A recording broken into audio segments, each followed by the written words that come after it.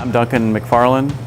We're here at Phoenix Brewing Company. I'm one of the owners. I'm also the head brewer here. I'm here to talk about Phoenix Brewing and how we got started.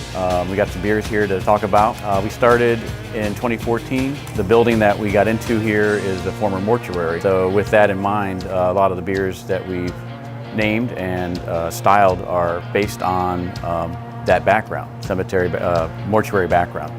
So we have a couple of series, high gravity series.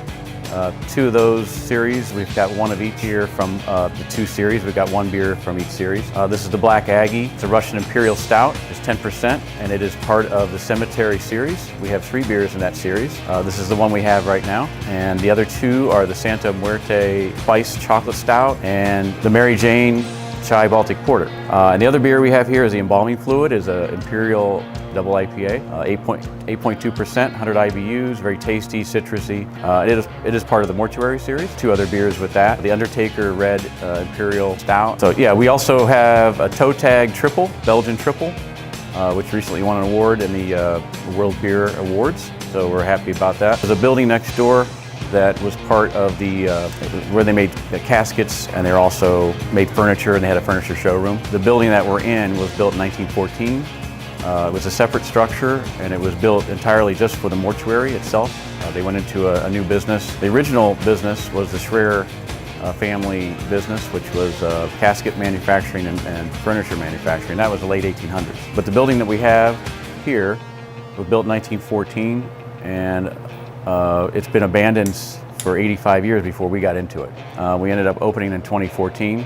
And like I said, it had been abandoned, so it was in rough shape. We did a lot of renovation to get the building back up to code, which took a lot of work. It took almost a year of getting all the work done that we needed to do. And we opened in April of 2014. Yeah, we get funeral employees, directors that mentioned that they're very excited to see the reference to the mortuary, and that we didn't, skip out on that. We could have ignored all that history. But we chose to embrace it more than anything. Okay, we're now in our original brew house. It's a 5-barrel system, which is that's 150-gallon batches, pretty small scale compared to our other setup, which is 20-barrel, 450-gallon. Gives you a reference. But this is the original setup. Behind me are the fermenters for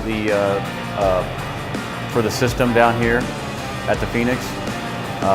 You can say they're a lot smaller than their other system, like I said, and the brew house is right behind here. This is the 3-vessel brew house. So we got our hot water tank, mash lauter tun, and the brew kettle. So they're pretty small. It's a little bit larger than, say, a nano brewery, but not much bigger scale than a nano brewery down here. The reason for what really helps us with this size setup is we can have multiple styles on tap. Right now we have 14 styles on tap, which is quite a few styles to have at one time. And one way we do that is with a smaller scale setup like this. Brew day is 6 to 8 hours. Once it's transferred into a fermenter, it takes 1 to 2 weeks to basically ferment and turn into beer. And then it's just a matter of conditioning and carbonation, which is another couple weeks depending on the style. So most beers can be ready within a month. Some take longer aging to improve their age, depending on the style.